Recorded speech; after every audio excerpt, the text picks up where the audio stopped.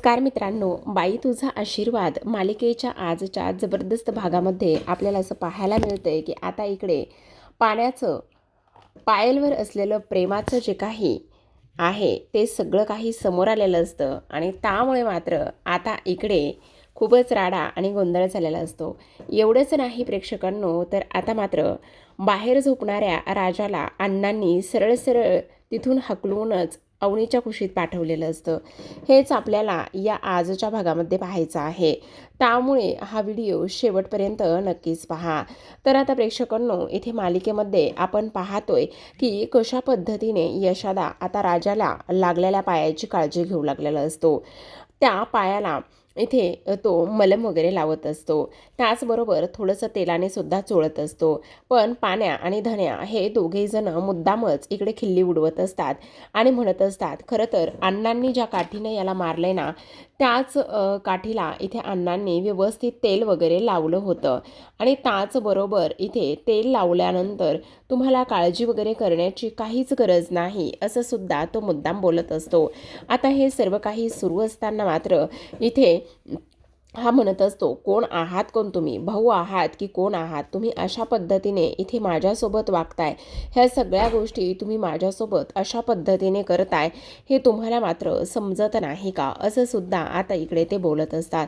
तेव्हा यशा म्हणत असतो, अरे काय करताय तुम्ही, भाऊ आहात ना, मग त्याच्या पायाला लागलेलं असताना सुद्धा तुम्ही अशा पद्धतीने का बरं त्याच्यासोबत वागताय, का बरं ह्या सगळ्या गोष्टी करताय, असं काहीही करू नका, असं सुद्धा आता इकडे तो बोलत असतो. त्याचबरोबर आपण पाहतो की इकडे मात्र आता यशोदा म्हणत असतो, थांब जरा, मी ना एक मिनटं एक काम करूयात, आज ना आता मी ना ह्याला इकडे पाहतोच, असं म्हणून तो उठतो आणि त्यानंतर मात्र भाजी आणायला दोघांनाही पाठवत असतो. आता इकडे भाजी आणायला पाठवल्यानंतर इथे मात्र तो म्हणत असतो की मला खरं तर आम्ही दोघेही जण आता पिठलं खाऊ शकतो, आम्हाला भाजीची वगैरे काहीच गरज नाही, असं सुद्धा तो बोलत असतो. पण तेवढ्यातच यशा म्हणत असतो, हो का पिठलं खाणार आहात का, थांब मी बघतो, असं म्हणून तो उठून त्यांना मारायला जाणार. तेवढ्यातच पाण्या आणि धन्या हे दोघेही जण भाजीला पिशवी घेऊन निघून जातात. तेवढ्यातच अवनी तिथे येत असते. अवनी तिथे आल्याबरोबर इकडे तो म्हणत असतो, काय झालं, तुम्हाला काही बोलायचं होतं का. तेव्हा मात्र इथे आता ती म्हणत असते, नाही नाही, काही बोलायचं वगैरे अजिबातच नव्हतं, पण खरं तर तुम्ही कामात असाल तर मी नंतर येऊ का. तेवढ्यातच आता यशोदा म्हणत असतो, नाही नाही, कामात असं काही नाही, बोला ना, काय झालेलं आहे. खरं तर मला ना तुम्हा सर्वांना सॉरी आणि थँक्यू हे दोन्ही म्हणायचं होतं. आता यशोदा म्हणत असतो, का का म्हणायचं होतं तुम्हाला थँक्यू आणि सॉरी. हे बघा, असं काहीही नाही आहे, तुम्ही वेड्या आहात का, हे बघा असलं काहीही करू नका. नेमकं त्याच वेळेला आता इकडे तो म्हणत असतो की असं का म्हणताय. तेव्हा अवनी म्हणत असते, बघा ना, घर तुमचं आहे, पण मी जाताना सुद्धा इकडे विचार नाही केला, मी तशीच निघून गेले आणि आता आले तर तुम्हाला सध्या एका शब्दाने विचारलं सुद्धा नाही आहे. मी फार असं चुकीची वागत आहे ना, म्हणजे मी हे सगळं अशा पद्धतीने करायला नको, पण तरीसुद्धा मी थोडीशी चुकीचीच वागत आहे, हो की नाही. मी तुम्हा कोणाचाच विचार केला नाही आहे, तुम्हाला त्रास होईल का, मी इथे राहिले तर चालेल का, ह्या सर्व गोष्टींचा मी अजिबातच विचार केला नाही आणि आत्तासुद्धा मी तशीच आली आहे इथे राहण्यासाठी आणि त्यानंतर इथून सुद्धा मी अक्षरशः तशीच गेली होते. पण त्यामुळेच मला इथे खरं तर थँक्यू म्हणायचं आहे आणि सॉरीसुद्धा म्हणायचं आहे. तेव्हा यशोदा म्हणत असतो, हे बघा असं काहीच नाही अवनी, उलट इथे तुमच्या हक्काचं घर आहे आणि या घरामध्ये राहण्यासाठी तुम्हाला कोणालाही विचारायची आणि ह्या सगळ्या गोष्टी करण्याची काहीही गरज नाही आहे, असं सुद्धा आता इकडे तो बोलत असतो. त्याच वेळेला आता इकडे तो म्हणत असतो, हो ते सगळं काही ठीक आहे, पण मला तरीसुद्धा इकडे थोडंसं गिल्ट येतं आहे. आता मात्र इकडे अवनी म्हणत असते, पण बघा ना, मी अशा पद्धतीने वागले ना, त्यामुळे मला अजूनच थोडंसं वाईट वाटत आहे. तेव्हा मात्र इकडे राजा म्हणत असतो, नाही नाही, तुम्ही अजिबात काळजी करू नका, तुम्ही जा आराम करा. हे बघा, आज ना स्वयंपाकामध्ये आषाढी असल्यामुळे ना साबुदाणा संपलाय, पण मी इकडे भगर बनवली, चालेल ना. तेव्हा ती म्हणत असते, हो चालेल ना, हवं तर मला तुमच्या हातचं काहीही चालणार आहे, मी तुम्हाला मदत करू का, असं ती बोलत असते. तेव्हा मात्र तो म्हणत असतो, नाही नाही, मदत वगैरे तुम्हाला काहीही करण्याची गरज नाही आहे, तुम्ही आराम करा, मी ना तुमच्यासाठी बनवतो आणि ताबडतोब पाठवतो असं म्हणून अवनीला आराम करायला तो पाठवून देतो. तेव्हा मात्र इकडे आता लगेचच राजा म्हणत असतो, बघितलंस ना मी तुला काय म्हणत होतो.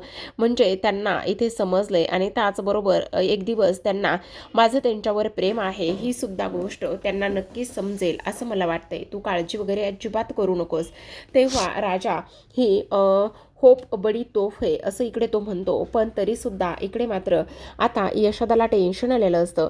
यशोदा म्हणत असतो, खरं सांगायला गेलं ना तर सगळ्यात महत्त्वाची गोष्ट म्हणजे तू अशा ह्या सगळ्या गोष्टीमुळे त्यांना फसवतोयस असं मला वाटतं. पण मला एक गोष्ट सांग, ते घर सोडून म्हणजे त्यांनी तर इथे ॲडव्हान्स वगैरे सुद्धा दिला होता, पण मग त्या कशा काय आल्या काही समजलं नाही आहे. त्यावेळेला तो म्हणत असतो, अरे त्याचं काय झालं ना, तो माणूस ना अजिबात चांगला नव्हता. म्हणजे त्याची नियत वगैरे ना ह्या सगळ्या गोष्टी अजिबातच चांगल्या नव्हत्या असं सुद्धा आता इकडे तो बोलत असतो. म्हणजे मला नाही समजलं, तू असं का म्हणतोयस? अरे तो माणूस ना एक नंबरचा छपरी होता आणि त्याचबरोबर बाईएडा माणूस होता तो. आणि तुला कसं समजलं हे? अरे मी तिथे चौकशी करायला गेलो होतो तेव्हा त्याची पूर्ण कुंडली जी आहे ना तिथे असलेल्या बाजूच्या बाईंनी आणि काकूंनी सगळं काही इथे मला सांगितलं आणि त्यामुळे मात्र पण तू काय केलं असते त्याला? काही नाही रे, गेलो आणि सनकन 2 ठेवून दिल्या आणि त्यानंतर काय त्याला सरळ सरळ सांगितलं की इथे अवनी मॅडम आल्या ना तर त्यांचा जो काही ॲडव्हान्स आहे ना त्यांना रिटर्न करायचा आणि त्यांना स्पष्टपणे सांगायचं की इथे मला रूम तुम्हाला द्यायची नाही आहे, बस एवढंच. अरे पण राजा, तुझ्या एक गोष्ट लक्षात येते का?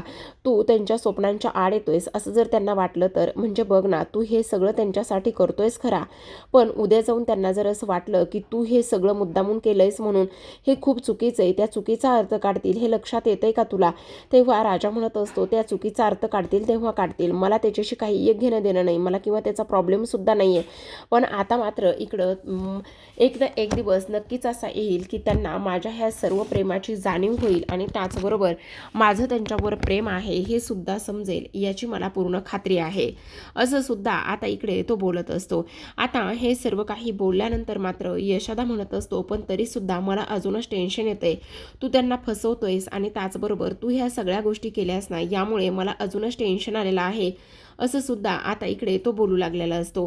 तेव्हा आता राजा म्हणत असतो, तू नको काळजी करू, माझं त्यांच्यावर खूप प्रेम आहे, मला त्यांच्यासोबत राहायचं आहे आणि मी त्यांना मनापासून बायको मानतोय. तसं पाहायला गेलं तर कायद्याने आम्ही दोघेही जण नवरा बायको आहोत आणि त्यांचं रक्षण करणं ही माझी जबाबदारी आहे की नाही? आणि माझी जबाबदारी असल्यामुळेच मी हे सगळं काही करतोय, हे तुला समजत नाही का? असं सुद्धा आता इकडे तो बोलत असतो. आता हे सगळं काही बोलल्यानंतर मात्र आपण पाहतो की इकडे लगेचच हा जो काही राजा आहे, राजा मात्र इकडे त्याच्यावर चिडलेला असतो आणि त्याचबरोबर इथे यशोदा त्याला पूर्णतः समजावून सांगण्याचा प्रयत्न करत असतो. पण तो मात्र इथे काहीही ऐकायच्या मनस्थितीमध्ये नसतो, कारण त्याचं एकच म्हणणं असतं की माझं त्यांच्यावर प्रचंड प्रेम आहे आणि त्यांच्यावर असलेल्या प्रेमासाठी मी काहीही करायला तयार आहे असं सुद्धा इकडे तो सांगत असतो. एक ना एक दिवस ते आम्हाला नक्कीच ग्रीन सिग्नल देतील असं इकडे तो बोलत असतो. तर आता प्रेक्षकांनो इकडे मात्र यशोदा निघून गेलेला असतो. दुसरीकडे आपण पाहतो दत्तू आणि त्याचबरोबर सुलू हे दोघेही जण बोलत असतात. आता इकडे सुलू म्हणत असते, खरं तर ना इकडे काय कुबेराचं धन इथे त्या धोंड्याच्या घरात ह्या पोरीला सापडले ना तेच मला काही कळत नाही. ती हे घर सोडून का बरं जात नाही ना त्याच गोष्टी मला इथे कळत नाही आहेत. किती दिवस हे सगळं काही आपण सहन करायचं ते सुद्धा मला आता इकडे समजत नाही असं सुद्धा आता इकडे ती बोलत असते. आता हे सर्व काही बोलल्यानंतर आपण पाहतो की तो म्हणत असतो की ते सगळं खरे, मी तरी ते सरळ सरळ त्यांना पाठवून देण्याचा प्रयत्न केला होता पण तसं अजिबातच झालं नाही, उलट ते लोक मात्र इथेच राहिलेले आहेत असं सुद्धा इकडे तो बोलत असतो.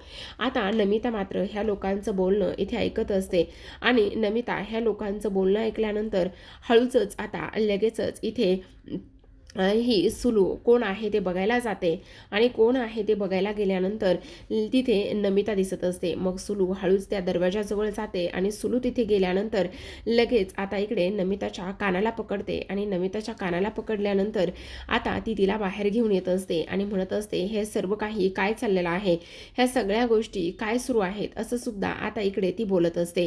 तेव्हा ती म्हणत असते, कुठे काय बोलते, मी काही बोलत नाही किंवा मी काहीही केलेलं नाही, खरं खरं सांग काय ऐकत होतीस, तू चोरून ऐकत होतीस ना आमचं बोलणं. तेव्हा ती म्हणत असते, नाही मी चोरून कुठे काय ऐकत होते, मी काहीही करत नव्हते. असं म्हटल्याबरोबर ती म्हणत असते, हो का, असं आहे तर. मग आता मात्र ती तिच्या कानाला पकडते आणि कानाला पकडल्यानंतर लगेचच आता इकडे ती तिला बाहेर घेऊन येत असते. आता ती तिला बाहेर घेऊन आल्यानंतर आपण पाहतो की इथे ती म्हणत असते, आता तर मी तुला सोडणार नाही, काही जरी झालं ना तरी सुद्धा इकडे मी तुला सोडणार नाही, असं सुद्धा ती बोलत असते. तेव्हा मात्र ती म्हणत असते, आता मी इथे तुमचं बोलणं ऐकत होते, पण तुमचं काय चाललेलं आहे, खरं खरं सांगा, तुम्ही कोणाविषयी हे सगळं काही बोलत आहात. त्याच वेळेला आता इकडे मात्र सुलू म्हणत असते, आता तर काही जरी झालं ना तरी हिचं लग्न ना लवकरात लवकर लावून दिलंच पाहिजे, असं सुद्धा आता इकडे ती बोलत असते. एक काम कर, तू काही जरी झालं ना तरी लवकरात लवकर हिला ना स्थळ शोधायला सुरुवात कर, असं बोलल्यानंतर आता ती म्हणत असते, अजिबातच नाही, मला यश आवडतो आणि मी त्याच्याबरोबरच लग्न करणार आहे, असं स्पष्टपणे ती बोलत असते. आणि त्याच वेळेला असं स्पष्टपणे बोलल्यानंतर लगेचच ती म्हणत असते, हो का, तू इथे त्याच्याबरोबरच लग्न करणार आहेस का, असं म्हणून आता तिला एक फोन आलेला असतो आणि अर्जंट फोन आहे असं म्हणून बाहेर जाते. तेव्हा आता दत्तू म्हणत असतो, काही जरी झालं ना तरी ह्या पोरीला ना इकडे लवकरात लवकर आपल्याला ना एखादं स्थळ बघावंच लागणार आहे. दुसऱ्या बाजूला मात्र इथे पायल रडतच आलेली असते. जेव्हा पायल रडत येते त्यावेळेला मात्र इकडे ती म्हणत असते, जाऊबाई जाऊबाई, खूपच मोठं इथे टेन्शन आलेलं आहे आणि त्याचबरोबर खूप काही गोष्टी इथे झालेल्या आहेत. काय झालेलं आहे, अहो तुम्हाला सांगू का, जो काही आपला इथे हा आहे ना पाण्या आहे ना, त्या पाण्याचं मात्र इकडे एका दुसऱ्याच मुलीवर प्रेम आहे, दुसऱ्याच मुलीवर प्रेम आहे असं समजल्याबरोबर ती म्हणत असते, काय सांगतेस काय, असं कोणत्या मुलीवर प्रेम आहे, मी ऐकले आणि मला समजलंय की त्याचं ना दुसऱ्याच मुलीवर प्रेम आहे. नाही हो, तुम्हाला सांगू का, त्या सर्किटवर कोणीच प्रेम करू शकत नाही, तुम्ही अजिबात काळजी करू नकोस जाऊबाई, नाही, मला पूर्ण खात्री आहे की त्याचं ना दुसऱ्याच मुलीवर प्रेम आहे आणि ह्या सगळ्या गोष्टी ना मी इथे अनुभवल्या आहे, त्यामुळे मी तुम्हाला स्पष्टपणे सांगते. कशाला जाऊबाई एवढा ताण करून घेताय स्वतःला, मला माहिती ना, नाही ताण करून मी घेत नाहीये, कारण मला ह्या सर्व गोष्टी माहिती आहेत आणि त्यामुळेच मी तुम्हाला हे सगळं काही बोलते. सगळं काही संपलं आहे, आता मात्र माझ्या आयुष्यामध्ये काहीच राहिलेलं नाहीये, असं सुद्धा आता इकडे ती बोलत असते. आता हे सर्व काही बोलल्यानंतर मात्र इथे आपण पाहतो की ती म्हणत असते, तू उगाचच ह्या सगळ्या चुकीचा विचार करतेस, मग तुम्हाला बघायचं आहे का, थांबा मी तुम्हाला आत्ताच आता दाखवते, असं म्हणून ती आता लगेचच समोर असलेल्या अण्णांकडे जाते. आणि अण्णांकडे गेल्यानंतर ती म्हणत असते, खरं तर अण्णा, मला ना तुम्हाला एक सगळ्यात महत्त्वाची गोष्ट सांगायची आहे. आणि त्यावेळेला ते म्हणत असतात, का गं काय झालेलं आहे, यशाचा फोन लागत नाही का. तेव्हा ती म्हणत असते, यशाचा फोन लागतो असं नाही हो, यशाचा फोन लागतोय, मग काय झालेलं आहे. अण्णा तुम्हाला एक गोष्ट सांगू का, काय बोल ना. आहा अण्णा बघा ना, तुम्हाला सांगते, आपला पाण्या जो आहे ना, त्या पाण्याचं ना इथे कोणत्या तरी मुलीवर प्रेम आहे, पण तो ना हे सगळं काही घरी सांगत नाही. तेव्हा अण्णा म्हणत असतात, काय, हो आहे त्याचं एका मुलीवर प्रेम आणि तो त्या सगळ्या गोष्टी घरी सांगत नाही, असं म्हटल्याबरोबर आता मात्र इकडे अण्णा म्हणत असतात, काय सांगतेस काय, चल आत्ताच्या आत्ता त्याला जाऊन जा विचारू, असं म्हणून आता लगेचच इकडे ते त्याला जा विचारण्यासाठी निघालेले असतात. जेव्हा जा विचारायला निघतात त्याच वेळेला नेमका आता इथे ते आवाज देत असतात, पाण्या पाण्या पाण्या करून. तेव्हा पाण्या म्हणत असतो, काय झालेलं आहे, एवढं ओरडायला काय झालंय, मी तर इथेच आहे ना, मग तुम्ही एवढं का बरं ओरडत आहात, असं विचारल्याबरोबर लगेचच इकडे ते म्हणत असतात, खरं खरं सांग, ती मुलगी कोण आहे, जिचं जिचं तुझ्यावर प्रेम आहे, खरं खरं सांग, तू कोणत्या पोरीवर प्रेम करतोयस का, खोटं बोलायचं नाही, खरं खरं सांगायचं.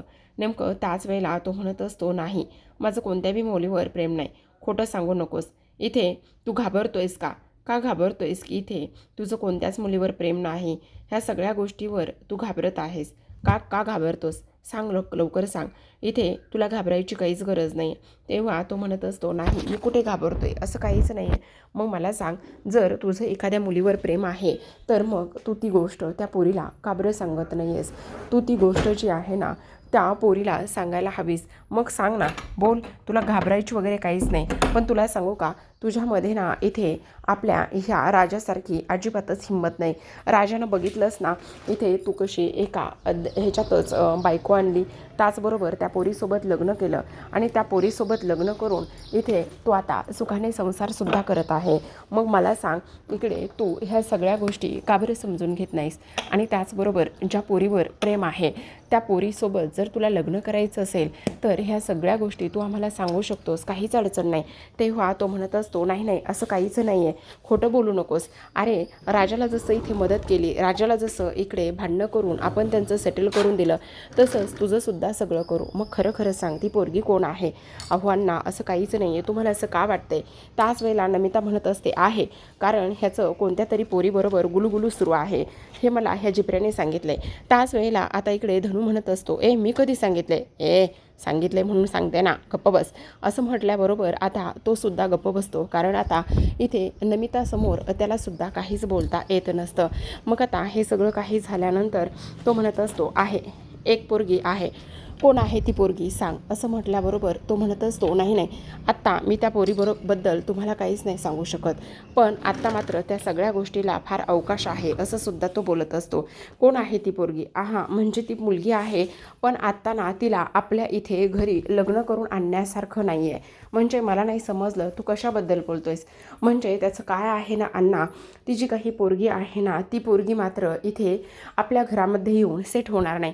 म्हणजे आपलं घरातलं वातावरण आणि ह्या सगळ्या गोष्टी पाहून तिला आपल्या घरी कसं आणायचं तेच काही कळत नाही. तेव्हा मात्र इथे अण्णा म्हणत असतात, आपल्या घरी कसं आणायचं आणि ते समजत नाही म्हणजे? मला तर काय बोलतोयस ना ते अजिबातच कळत नाही. तेव्हा मात्र इथे आता लगेचच तो म्हणत असतो, म्हणजे बघा ना, आपलं घर त्याचबरोबर आपल्या घरातलं वातावरण आणि ह्या सगळ्या गोष्टींमुळे आता मात्र मला त्या मुलीला आपल्या घरी आणायचं नाही. तेव्हा मात्र आता अण्णा म्हणत असतात, मला एक गोष्ट समजत नाही, तुला काय प्रॉब्लेम काय आहे? आणि त्याचबरोबर एक गोष्ट मला सांग, इथे आपली सुनबाईसुद्धा किती चांगल्या पद्धतीने राहते आणि त्याचबरोबर इथे सुनबाईला काहीच ह्या घरामध्ये त्रास नाही आहे. मग आपल्या सुनबाईला ह्या घरामध्ये काहीच त्रास नसल्या कारणाने तू अशा पद्धतीने कसा काय वागू शकतोस? मात्र लगेचच आता इकडे ही पायल पुढे येते आणि पायल पुढे आल्याबरोबर ती म्हणत असते, बघा मी म्हटलं होतं ना, याचं कोणत्या तरी एका मुलीवर प्रेम आहे आणि एका मुलीवर प्रेम असूनसुद्धा हा मात्र खरं बोलत नाही आहे, हा खोटं बोलतोय. आणि त्याचबरोबर आता मात्र इथे ह्याचं आणि माझं नातं सगळं काही संपलं आहे. आजपासून पानू तुझे रस्ते वेगळे आणि माझे रस्ते वेगळे. मी ह्याच्यावर इथे प्रेम करत होते, एवढं सगळं काही करत होते, पण मात्र त्याचा काहीच उपयोग झाला नाही, असं सुद्धा आता इथे ती बोलत असते. पानू हे घे तुझा मोबाईल आणि माझा मोबाईल दे, असं म्हणून आता मोबाईल बाजूला केलेत आणि त्यानंतर ती रडतच तिथून निघून जात असते.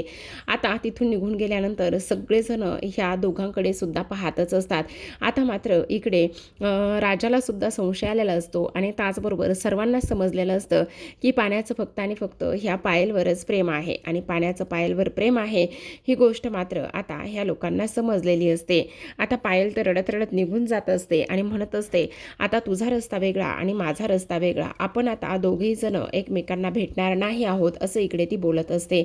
त्याच वेळेला मात्र आता इकडे धनू म्हणत असतो, अरे काय हे, तू तिला रडवलं सुद्धा? मग आता अण्णा म्हणत असतात, कळलं मला बरोबर सगळं काही लक्षात आलं आहे. हीच ती पोरगी आहे ना जिच्यावर तुझं प्रेम आहे? खरं खरं सांग. कळलं मला, तुला सांगायची काही गरज नाही आहे, समजलं मला. पण काय रे, नाही का म्हणतोस? सांग ना.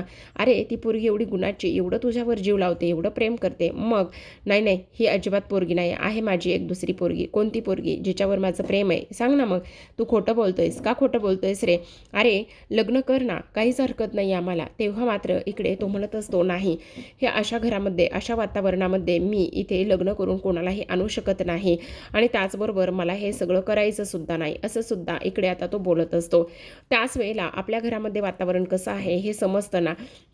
मग आता अवनी इथे मध्ये बोलायला सुरुवात करत असते. अवनी म्हणत असते, एक मिनटं, तुझं काय चाललंय हे सगळं? तू अशा पद्धतीने कसं काय बोलू शकतोस? या घरामध्ये येणारी मुलगी कधीच सुखी राहू शकत नाही, म्हणजे तुला नेमकं काय म्हणायचं आहे? अरे ह्या घरामध्ये मी सुद्धा लग्न करून आलेली आहे ना आणि मी सुद्धा आनंदात आहे, मी सुद्धा सुखी आहे. अरे एका मुलीला आणखी काय हवंय? या घरामध्ये जे काही प्रेम, माया, आपुलकी हे सगळं काही मिळते, याच्या पलीकडे एखाद्या मुलीला काय हवंय आणखी? याच्या पलीकडे काहीच नाहीये. आणि तुला असं का वाटतंय की इथे लग्न करून येणारी मुलगी ही आनंदात आणि सुखात राहणार नाहीये म्हणून? हे बघ, तू फार जास्त चुकीचा विचार करतोयस. असं काहीच नाहीये. मी किती खुश आहे ही गोष्ट तुला समजत नाही का? दिसत नाही का? आणि मग तरी सुद्धा तू इथे त्या मुलीबद्दल असं कसं काय बोलू शकतोस? अरे हे बघ, प्रेम करणारी जवळची माणसं, त्याचबरोबर जीव लावणारी सगळी माणसं, ह्या सगळ्या गोष्टींमुळे जर आपण इथेपर्यंत येऊन पोहोचतोय, तर एका मुलीला आणखी काय असू शकतं? तुला माझ्याकडे माझ्याकडे बघून असं वाटत नाही का की मी खुश आहे वगैरे? हे बघ, तू फार जास्त चुकीचा विचार करतोयस, असं काहीच नाही आहे. आणि त्या मुलीचं जर तुझ्यावर प्रेम असेल तर तू मात्र अशा पद्धतीने ह्या सगळ्या गोष्टी नाही बोलू शकत आहेस, नाही काही करू शकत आहेस, असं सुद्धा आता इकडे तो बोलत असतो. त्याचबरोबर हे सगळं काही बोलल्यानंतर आपण पाहतो की आता लगेचच इकडे हा अवनी हे सगळं काही बोलल्यावर राजाचं मन मात्र उडूउडू झालेलं असतं. आणि त्याचबरोबर इथे ती डांगट्यांच्या पोरांना सुद्धा खूप छान म्हटलेली असते, कारण तुम्ही तुमच्यासारखी मुलं मिळणं, त्याचबरोबर तुमच्यासारखी माणसं मिळणं हे मात्र इथे भाग्याचं काम आहे, असं सुद्धा आता इकडे ती स्पष्टपणे बोलत असते. आणि ह्या सर्वांना इथे ती चांगलं म्हटलेली असते. आणि ह्या सर्वांना चांगलं म्हटल्यानंतर आता मात्र इकडे लगेचच राजाच्या मनामध्ये एक नाही तर अनेक विचारांनी इथे आता काहूर माजलेलं असतं. तर आता अवनी तिथून निघून जाते. तेव्हा मात्र ते सगळेजण म्हणत असतात की त्या आपल्याला चांगलं म्हटल्या, आपल्याला चांगलं म्हटल्या. अण्णा म्हणत असतात ती तुम्हाला नाही तर मला चांगली म्हटले, असं म्हणून आता त्या तिघांमध्ये सुद्धा राडा आणि गोंधळ सुरू झालेला असतो. त्याचबरोबर आता मात्र इकडे राजाला फार आनंद झालता, पण अण्णा मात्र त्या सगळ्यांना मारायला सुरुवात करतात. कारण अण्णांचं असं असतं की काही जरी झालं तरी सुद्धा एक गोष्ट मात्र नीट लक्षात ठेवायची, मीच या घरामध्ये चांगला आहे आणि सगळेजण फक्त आणि फक्त इथे मला चांगलं म्हणतायत, असं सुद्धा आता इकडे ते बोलत असतात. तर आता प्रेक्षकांनो, आजच्या भागामध्ये एवढंच. उद्याचा भाग पाहायचा असेल तर नक्की चॅनलला सबस्क्राईब करा, कारण उद्याच्या भागामध्ये आपल्याला असं पाहायला मिळतंय की इथे मात्र राजा हा बाहेर झोपलेला असतो. आणि जेव्हा राजा बाहेर झोपलेला असतो नेमकं त्याच वेळेला अण्णा पाहतात. आणि अण्णांनी पाहिल्यानंतर आता अण्णा त्याला उठवतात. हातामध्ये लाकूड असतं आणि लाकूड घेऊनच त्याला उठवतात आणि म्हणतात, हे सगळं काही काय सुरू आहे? तू इथे का झोपलेला आहेस? तुझं लग्न झालं आहे आणि तरीसुद्धा तू इथे झोपू कसा शकतोस? असं अण्णा स्पष्टपणे बोलत असतात. आता हे सर्व काही अण्णा बोलल्यानंतर तो म्हणत असतो, नाही नाही, हे काय मी चाललोच होतो, मग जा आणि ताबडतोब सुनबाईच्या बाजूला जाऊन झोप, असं म्हणून लगेचच आता अण्णा राजाला उठवतात आणि सुनबाईच्या बाजूला जाऊन झोपवतात. तेव्हा मात्र इकडे आपण पाहतो की आता अवनी आणि त्याचबरोबर राजा हे फक्त एक नाटक करायला सुरुवात करत असतात. आणि नाटक करायला हे सुरुवात केल्यानंतर आता मात्र इकडे अवनी आणि त्याचबरोबर राजा हे दोघेजण चित्रविचित्र आवाज काढू लागलेले असतात. आणि त्यामुळे आता इकडे राजा, यशोदा आणि त्याचबरोबर अण्णांना संशय येऊ नये म्हणून हे सगळं काही सुरू असतं. तर प्रेक्षकांनो, पाहत रहा बाई तुझा आशीर्वाद. भेटूयात उद्याच्या भागामध्ये. तोपर्यंत धन्यवाद.